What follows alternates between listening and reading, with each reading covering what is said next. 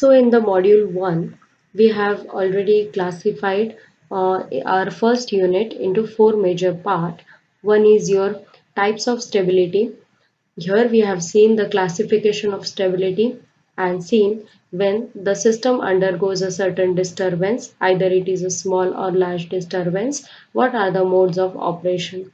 What is the state of operation? That transient stability, steady state stability, dynamic stability.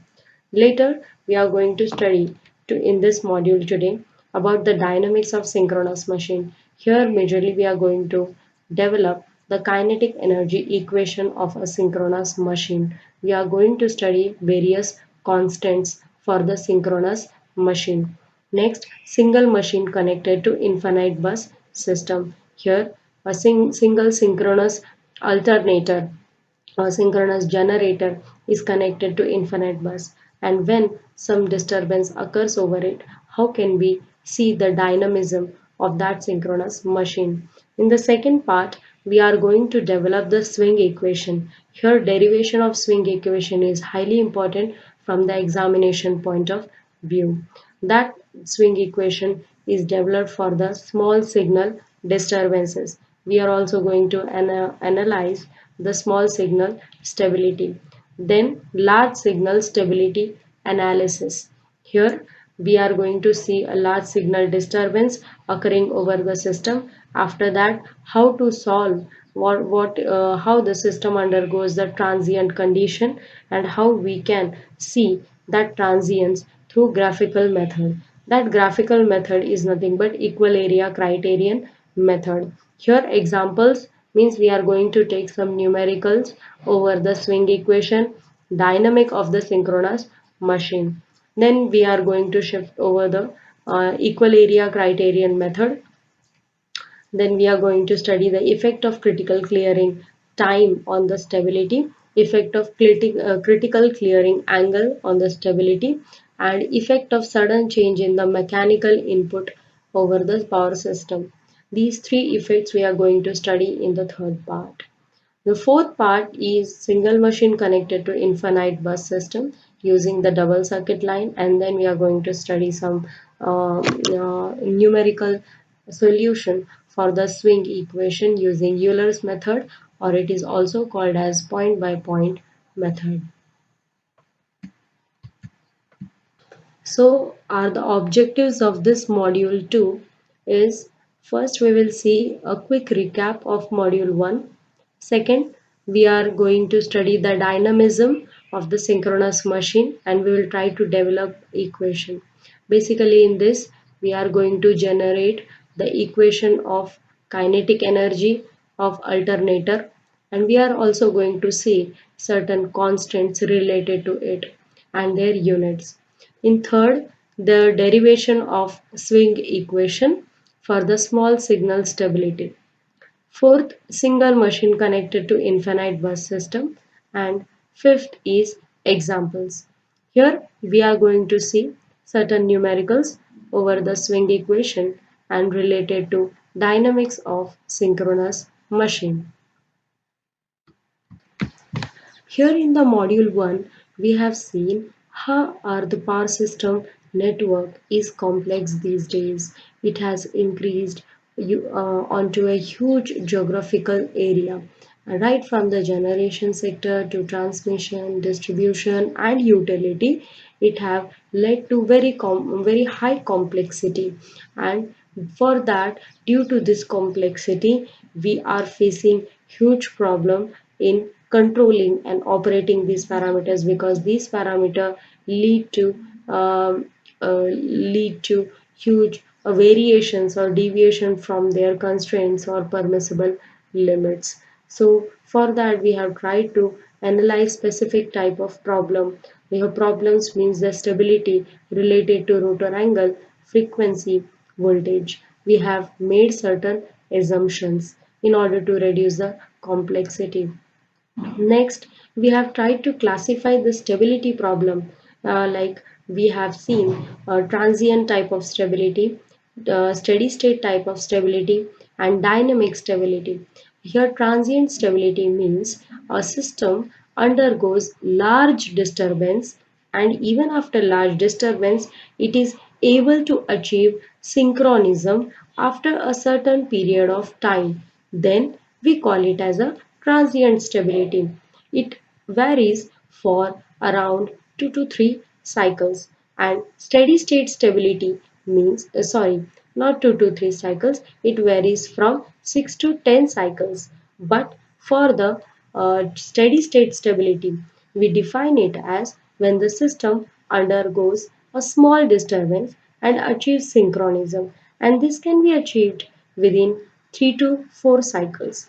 So, the main difference between steady state stability and transient stability is about the magnitude of the disturbances. So, we also study these major parameters on the basis of short term analysis, long term analysis, small disturbances, long disturbances.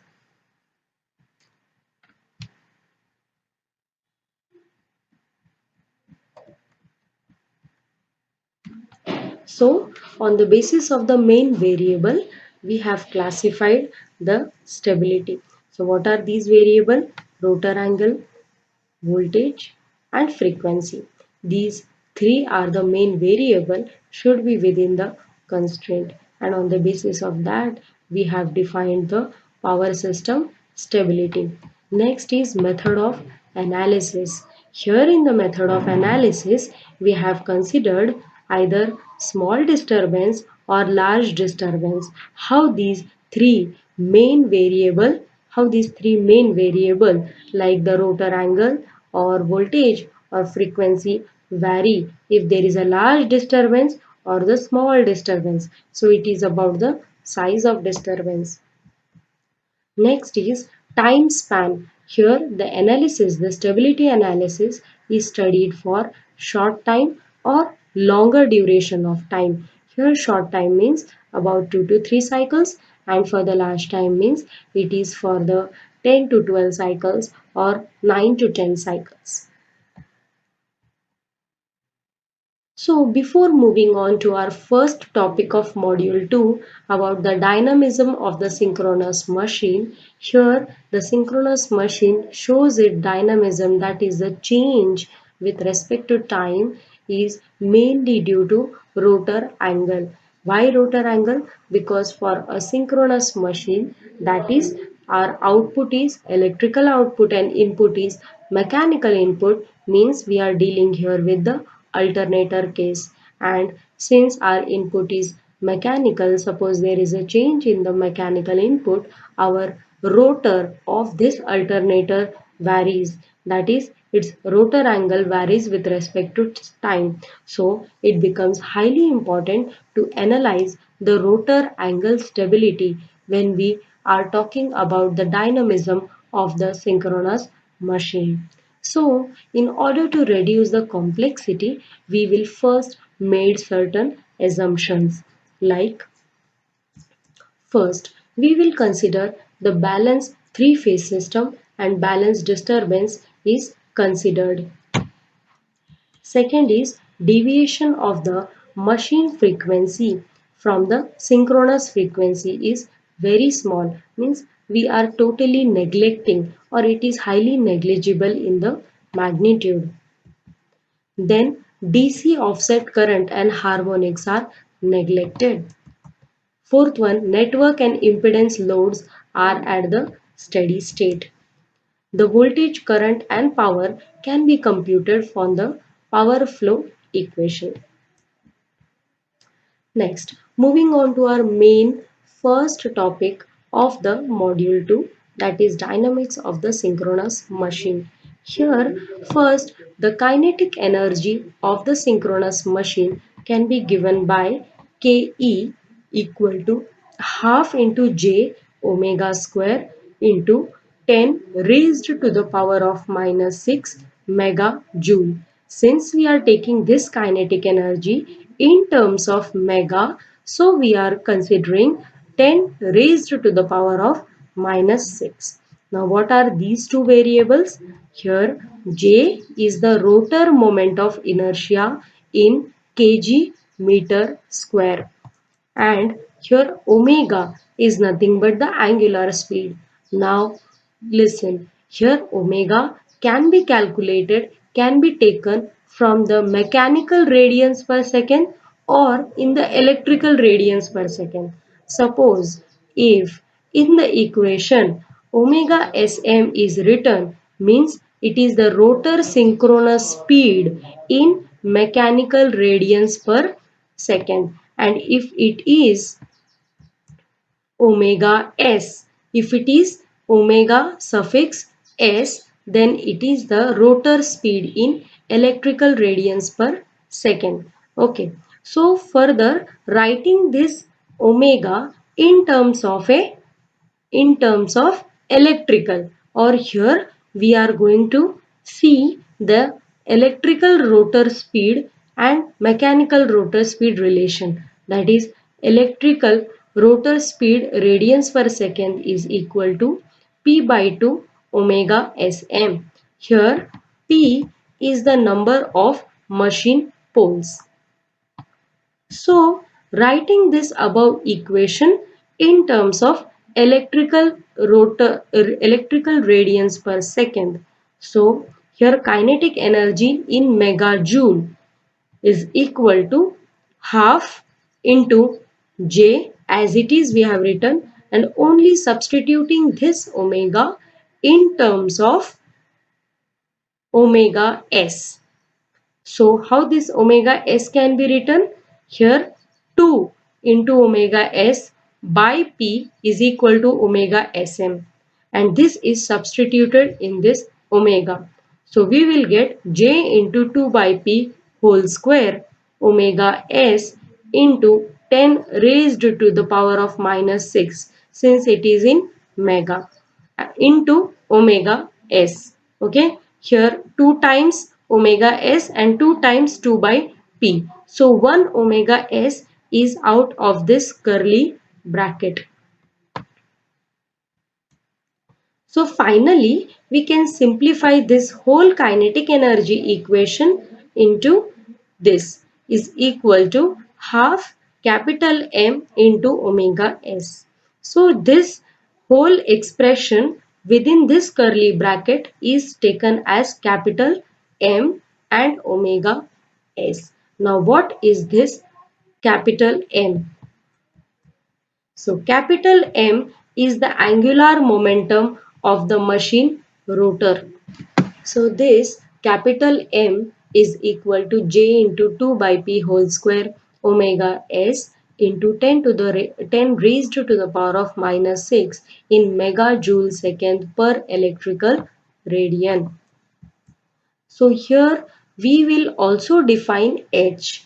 Now what is this capital H? It is the inertia constant. So when this capital H is multiplied with capital G, it is also termed as kinetic energy. So here what we are doing is, when this inertia constant is multiplied with G, it is also equal to kinetic energy. And in the previous we have seen kinetic energy is equal to K half m omega s. So we will equate these two equations. So here simply we are equating G into H is equal to half into m into omega s. This is in megajoule. So finally we can write this capital M equation, capital M constant in terms of this G and H parameter. So what is that G? G is the machine rating in MVA. This is given by the manufacturer, or it is mentioned over the three-phase nameplate details. Here H is the inertia constant in megajoule per MVA or megawatt second per MVA. So we are writing capital M in terms of G and H. How do we write it? Here 2 goes here.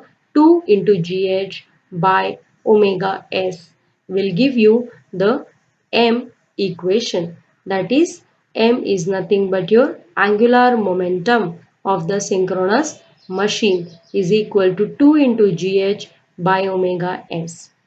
So how this omega s can be written further? Omega s is the angular speed, can be written as 2 pi f. So here when we write, simplify this omega s, 2 pi f and above 2 gh, here 2 and 2 will get cancelled and you are going to get gh by pi f in megajoule second per electrical radians. Clear?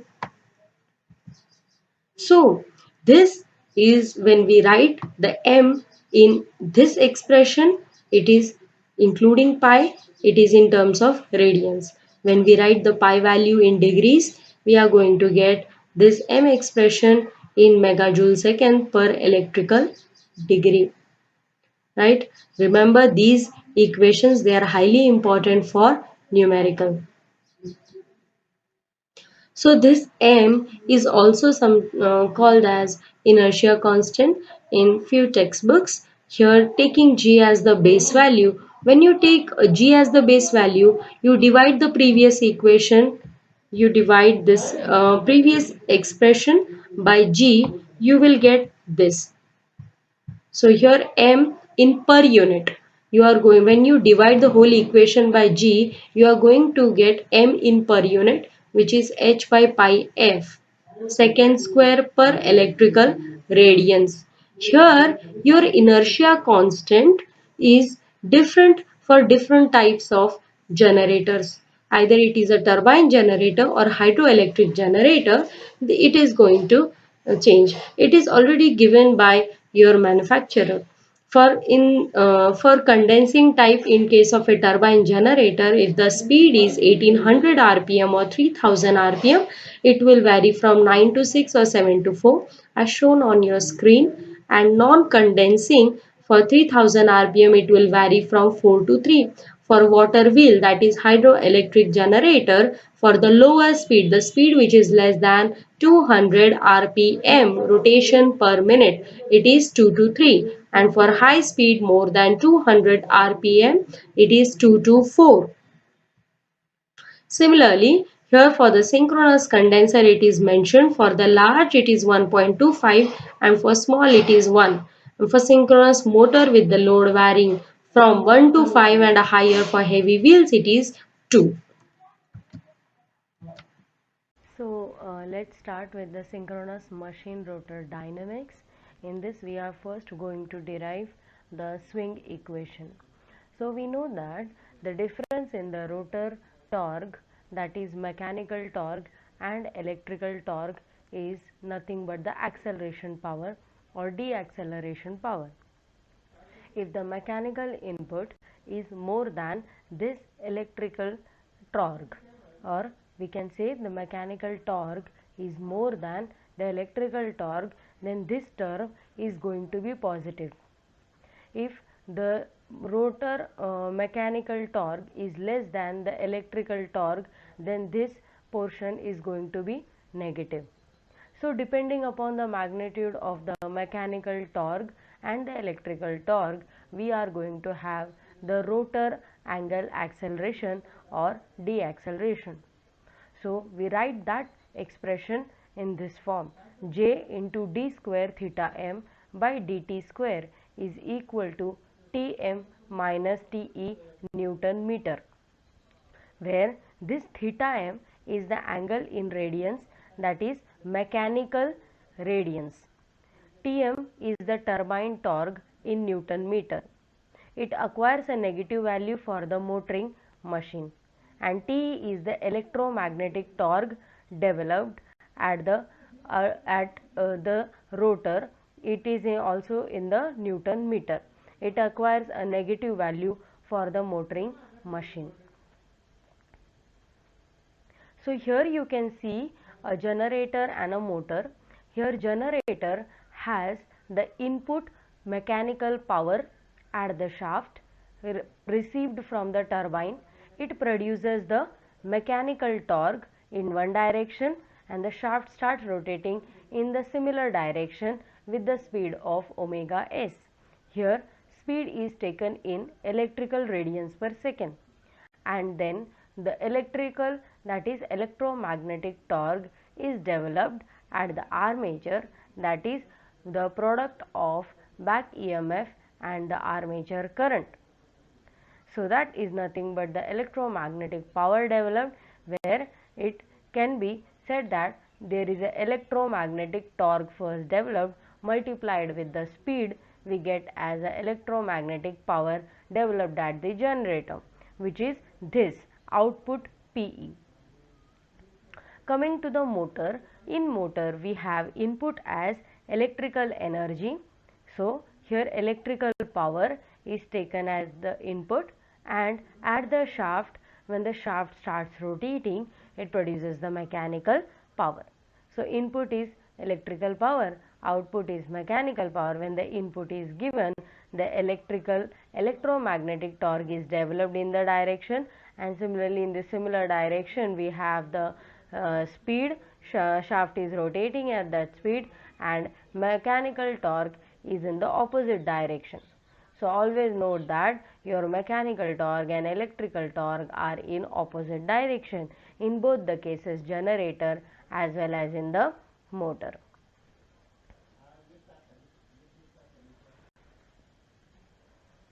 So we have just simply multiplied the whole equation, this whole equation with omega Sm.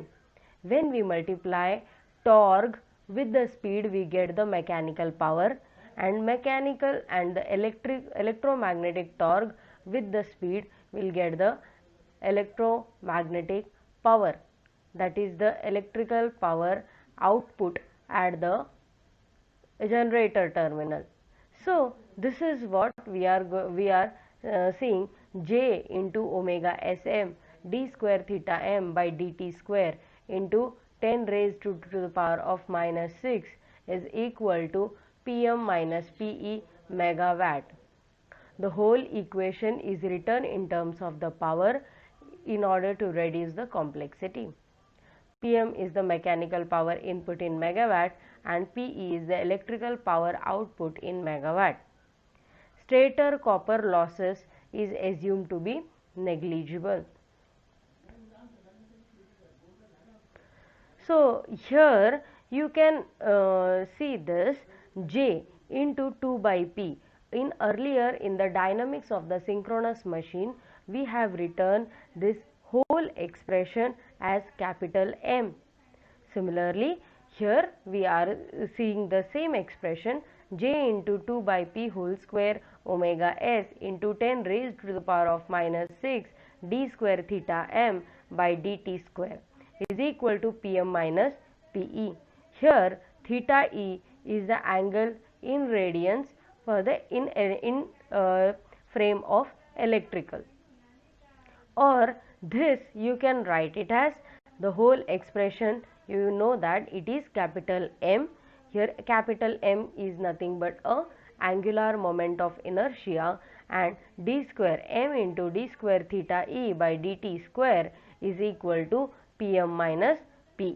As it is, whatever the expression is present in the bracket, we can write it as capital M, and similar d square theta e by dt square is equal to Pm minus Pe in megawatt.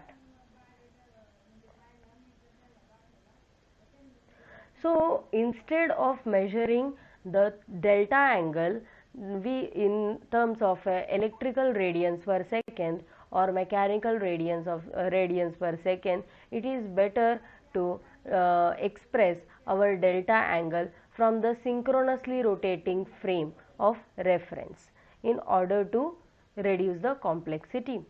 So here we are converting entire previous expression of this swing equation obtained for this network is m d square theta e by dt square. We are converting here theta e in terms of delta. So here first we were assuming that we are taking this delta from synchronous rotating frame of reference. So delta can be termed as theta e minus omega s into t. Omega s is the electrical radians per second angular speed, Okay, so this term delta is also called as a torque angle or power angle. It is often mentioned with the two different names in numericals. In some textbook it is mentioned as torque angle, and in some it is written as power angle. So this d theta e by dt is equal to d delta by dt plus omega s. So what we have done is we have just derived this equation with respect to time. So again deriving the same this expression with respect to time, we get square times of derivation. So d square theta e by dt square is equal to d square delta by dt square. Similarly, in the previous expression we were having this term. So we can replace this term with d square delta by dt square. So finally we are getting the swing equation in terms of delta. So m into d square delta by dt square is equal to Pm minus Pe. This is your swing equation.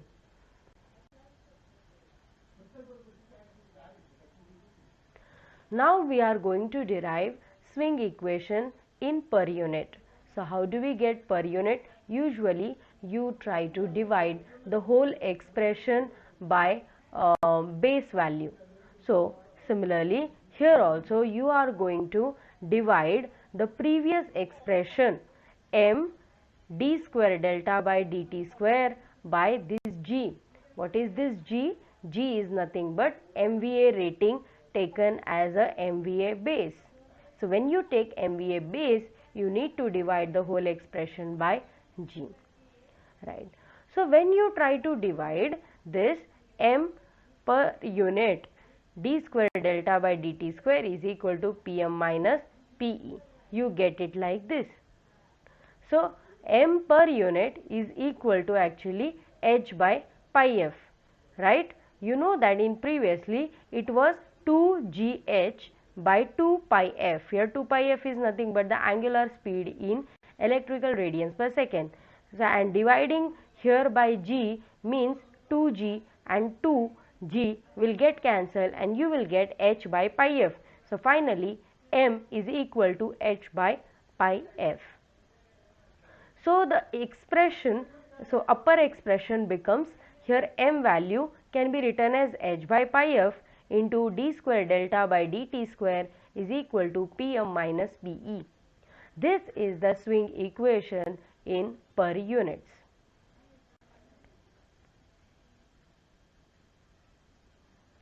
Now we will take one numerical on this swing equation. A 50 Hz 20 pole hydroelectric generator rated at 500 MVA 20 kV has H is equal to 2. What is this H? H is the inertia constant, megajoule per MVA.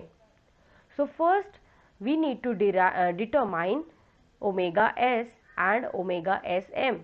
We need to find out the rotor angular speed in electrical radians per second and rotor speed in mechanical radians per second.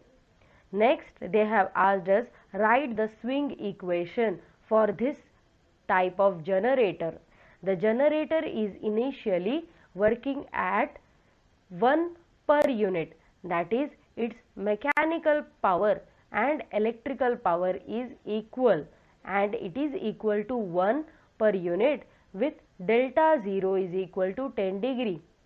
When three-phase short circuit occur at its terminal, which result at its electrical output reducing to 0. So before the short circuit the electrical output power was 1. After the short circuit electrical power reduced to 0 at t greater than 0, or we can say t is equal to 0 plus. Third is determine its power angle delta, and 3 cycles after the short circuit. Where we have to determine this delta value? at 3 cycles after the short circuit, means after the electrical power output reduced to 0, what is the delta angle? Now they have asked us to assume that a mechanical input remains constant, that is 1 per unit during this time, means before short circuit, after short circuit, during short circuit your input mechanical power is constant, but your electrical power after the short circuit has reduced to 0. So what is the transition taking place in the rotor angle? You have to find out for the 3 cycles. So how we are going to solve this numerical? So for the generator of 50 Hertz, your angular speed, first they have asked us about the omega s, that is electrical radians per second. We have to find it out, angular speed. So we can do it by omega s, we know that it is 2 pi f. So we know that frequency 50 Hertz, we know the pi value 3.14. Simply substituting those values, you are going to get omega s, that is 314 electrical radians per second. Now next one is, you need to find out omega sm. This is the angular speed in mechanical radians per second. So it is nothing but 2 by p of omega s. This is 2 by p of omega s. So you know the poles are 20 poles.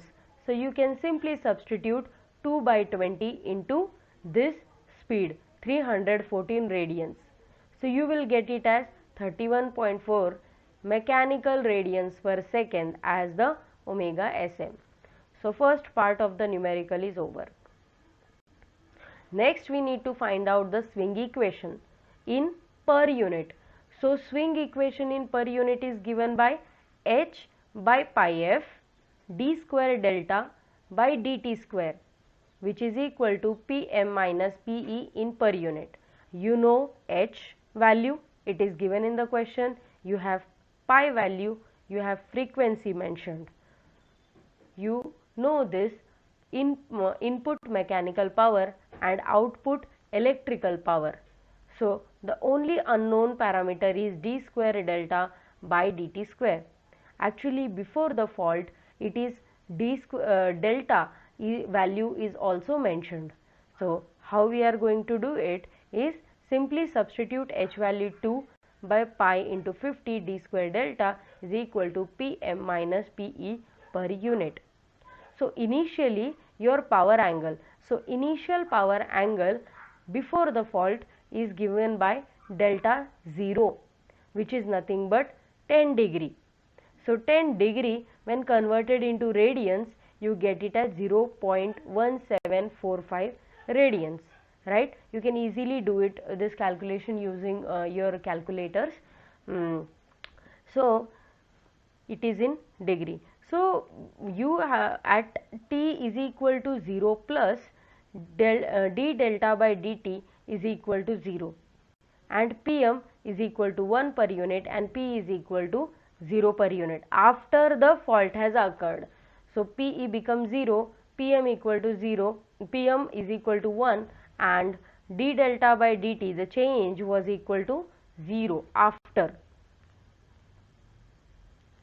So substituting the same value in this equation, you get it as 2 by pi 50 d square delta by dt square is equal to 1 minus 0 equal to 1, which is nothing but keeping this d square delta by dt square on the same side, you get it as 1.0 pi f.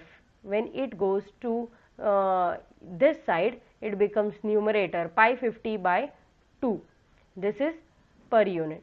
So when you have to integrate, you will get as d delta by dt equal to 2 pi 50 by 4 t plus 0. Okay, on integrating. After integration again you will get the delta value. So delta of t with respect to time. So here you will get 2 pi 50 by 4 as it is, t becomes t square upon integrating plus 0 point, means here plus delta 0 will come upon integrating plus delta 0. So this delta 0 value we are substituting, that is 0.1745. So this is your delta of t power angle equation. Now this time, now we want to find out this delta value at 3 cycles exactly after the short circuit. Understand? So at t is equal to 3 cycles at 50 hertz, that is 60 milliseconds, you need to get this delta value for 60 milliseconds, that is for the 3 cycles. So you can, in milli you can convert it into seconds first, 0.06 seconds.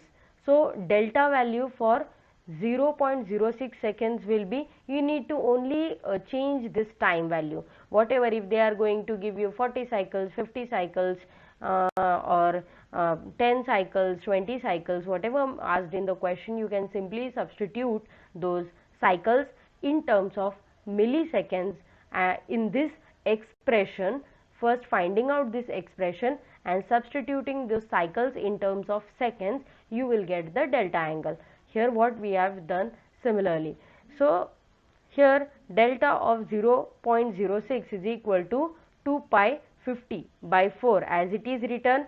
In delta in t place, time place, we have substituted this because they have asked for 3 cycles, that is 0.06 square plus 0.1745.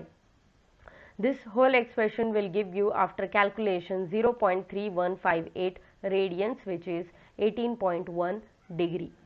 So after the short circuit, for 3 cycle, delta angle have accelerated from 10 degree to 18.1 degree. So this is what the change has occurred over the rotor angle. So it is quite obvious that after the short circuit your mechanical power is remaining 1, but your electrical power has reduced. So obviously there is going to be acceleration, and acceleration by how much? It is by 8 degrees. So next we are going to study about the equivalent synchronous machine model. So in this simplified synchronous machine model, we will see how we can apply swing equation to various models to do stability analysis. Now here we will start first using synchronous machine electrical model, that is a voltage source in series with a direct axis reactance. When we have a cylindrical rotor machine, the above equation of internal EMF induced voltage is equal to V plus J into XD dash into I. That is for the cylindrical rotor type synchronous machine. And when we have a wound rotor, that is salient pole type synchronous machine, we have the internal voltage as V plus Ri plus J into XD dash ID plus J into XD XQ dash IQ. Here we have two components of current, that is direct axis and quadrature axis. You are well aware and studied this in your machines 2 program. So here there are two components of current. Now we will see machine connected to infinite bus system.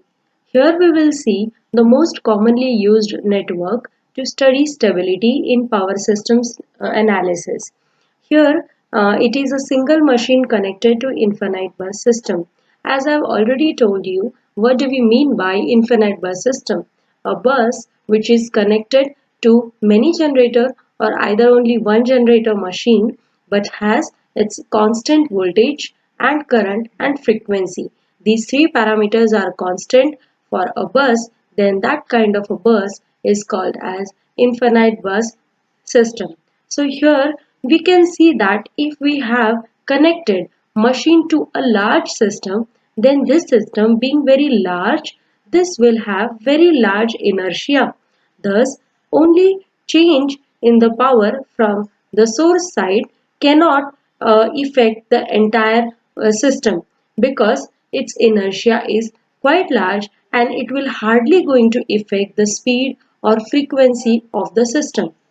Also, since the system is large enough, having large number of generator, that is why we call this system as infinite bus system. Machine is connected to an infinite bus when voltage and power angle do not change and this act like a constant voltage source.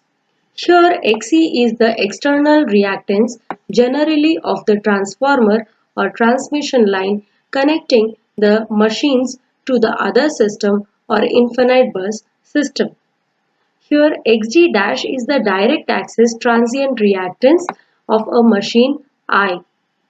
Similarly, we can think of many machine connected, but here we are studying only of a single machine stability, so we are considering it as a single machine connected to the infinite bus system.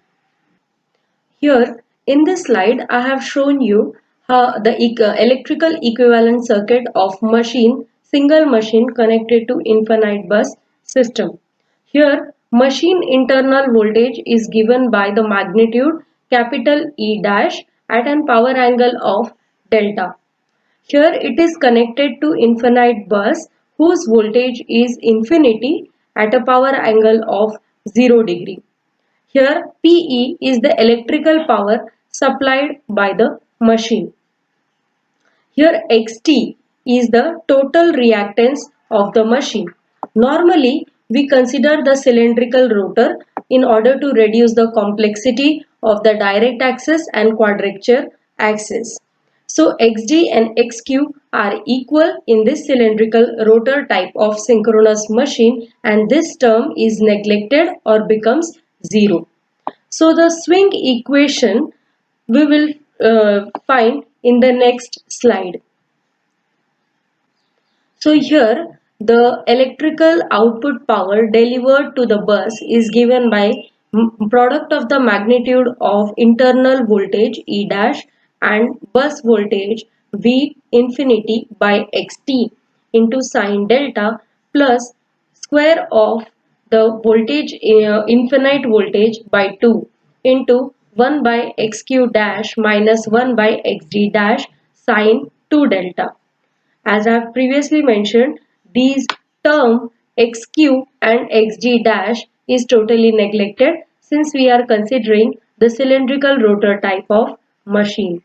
So here the total reactance will become xt equal to xg dash plus xe, which is xg dash, and xq is xq plus xe is equal to x dash q.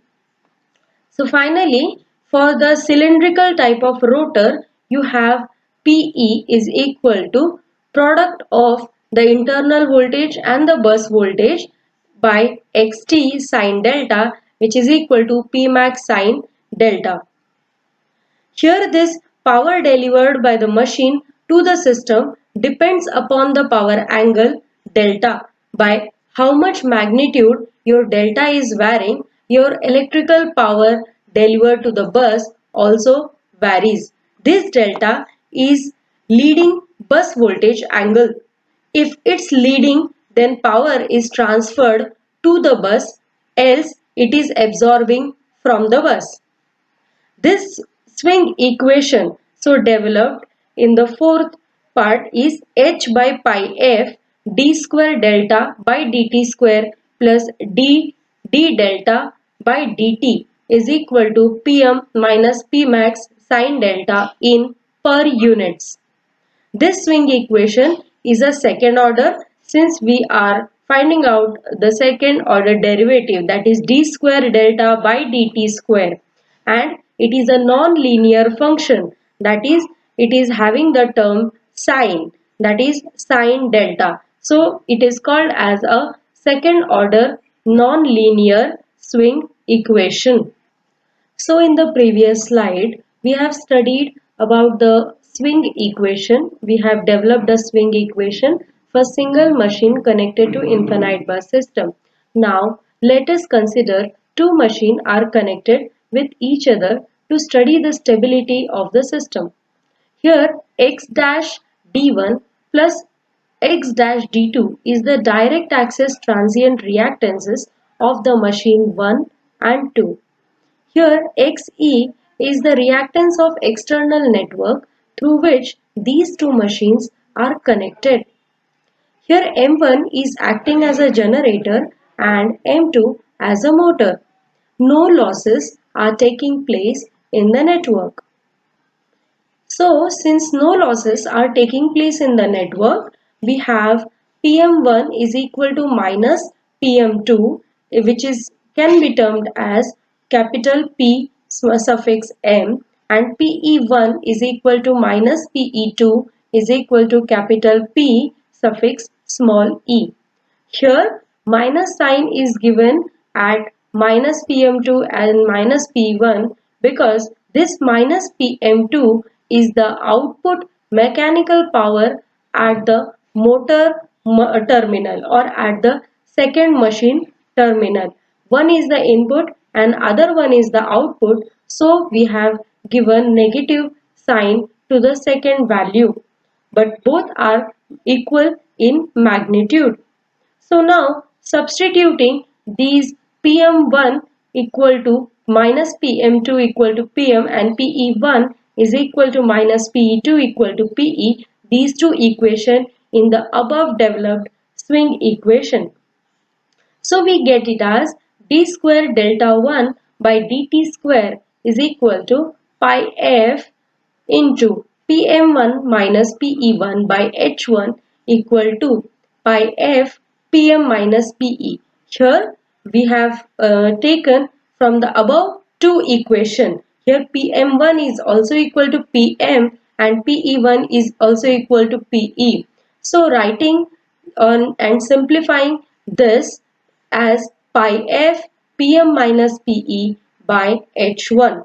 Similarly, for the second machine, as d square delta 2 by dt square is equal to pi f Pm2 minus Pe2 by H2, which is equal to pi f Pe minus Pm by H2. Right? Here first term is PE since it is a motor. For the second machine is acting as a motor. So input is electrical power and output is mechanical power. So we are writing as PE minus PM. Now subtracting the above two equation, that is above two delta equations for machine 1 and machine 2 from each other, we get this d square delta 1 minus delta 2 by dt square equal to pi f into equivalent h parameter into Pm minus Pe. So further writing this h equivalent pi f into d square delta by dt square equal to Pm minus Pe. Note that here delta is equal to delta 1 minus delta 2 and H equivalent is simplified form of H1 plus H2 by H1 and H2.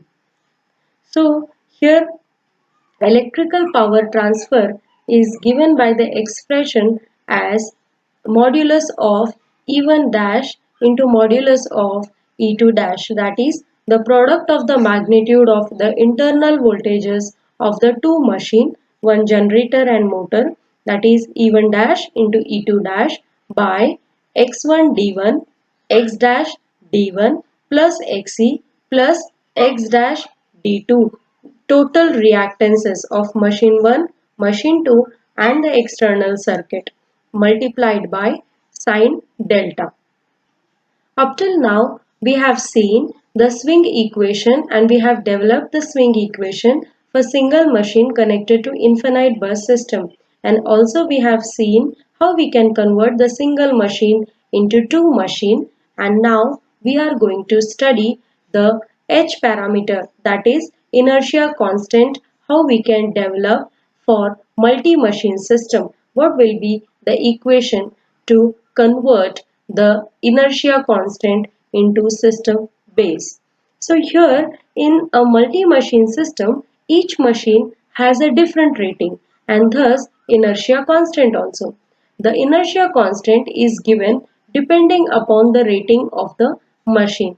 So let us consider we have chosen capital G as a systems in a rating as a base. So now we have to do is we have to convert inertia constant of the machine to system base. Here G is the G machine, that is capital G suffix machine of I. We have considered some ith machine and G is the machine rating base and capital G suffix system as the system base. So when we take the ratio of the machine rating base by machine rating systems into h machine of ith by pi f d square delta or delta of ith machine by dt square is equal to pmi minus pei of g machine ith by g system. Here we will get your H system pi f into d square delta I by dt square equal to PMI minus PEI in per unit in system base. So here you can find out the system's inertia constant. The equation for it is H suffix system is equal to H machine into G machine by G system. So this is your machine's inertia constant in systems base. This is machine inertia constant in system base. So often in the numericals it have already given what is the machine inertia constant, machine's rating and systems rating and systems inertia constant, and they are asking to convert into systems base and find out the inertia constant. So at that time this expression is highly very important. So now we are going to develop the swing equation for the system which consists of many machines which are swinging together. Now what happens? Let's consider some machines which are connected to a system which are swinging together and have same uh, swing. Especially these cases arise when number of machines are connected to a same generator station and will experience same disturbance and thus they swing together. And these machines which are swinging together are called as coherent machines. So let us now derive the single swing equation for these entire machines which are swinging together and write one equation.